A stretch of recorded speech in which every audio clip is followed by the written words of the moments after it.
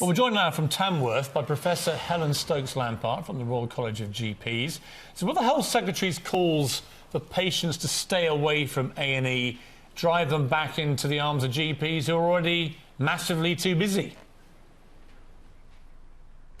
Well, that is an inevitable consequence, but the NHS is one whole structure. You know, primary care, secondary care, we work together for the good of patients. And for many patients, it may well be best that they're treated and sorted in general practice, in the community, by their pharmacies, by their practice nurses.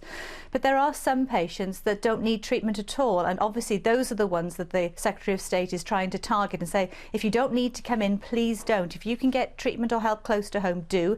If you can get help from family and friends or from a local pharmacy, do. So it's think before you act in terms of accessing NHS services this winter. Yeah, and I'm sure that, you know, there are lots of people who reluctantly go to A&E because trying to get an appointment with your GP is a lot harder than it used to be.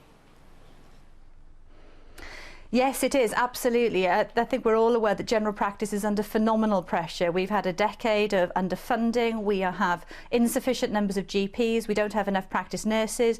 There is a serious problem. Now, there have been promises to address it, but it's taking time for the resource to come through.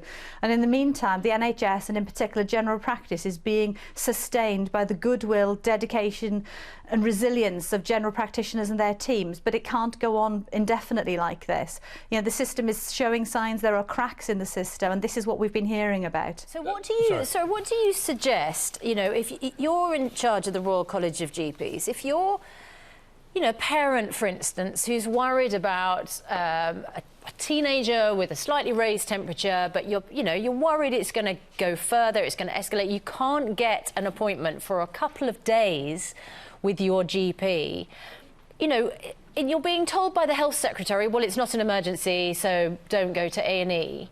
What are people supposed to do? Well, we're trying to improve the signposting for patients so that they know where to go with those sort of uncertain areas, those grey areas of healthcare. Certainly asking family and friends first, then consider contacting your local pharmacy. Community pharmacists are highly trained and often provide very good services for sort of minor ailments, as they're called.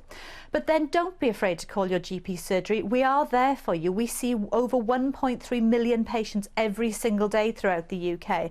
And most patients still report a very good service because we are really doing our best to provide a good service, particularly for those who are ill on the day, for those who have acute and urgent needs. Where we're having to make the cutbacks and push things back is on the chronic disease, the long-term disease management, and those people are the ones who are having to wait longer and longer, and that's where the main delays are coming. The urgent stuff is what we are really trying to prioritise, and that's across the whole of the NHS. That's what we're all pulling together to try and do. But obviously any measures that the government can put in place to help us to relieve the pressures on us, cutting back on the red tape, would be really welcomed at the moment.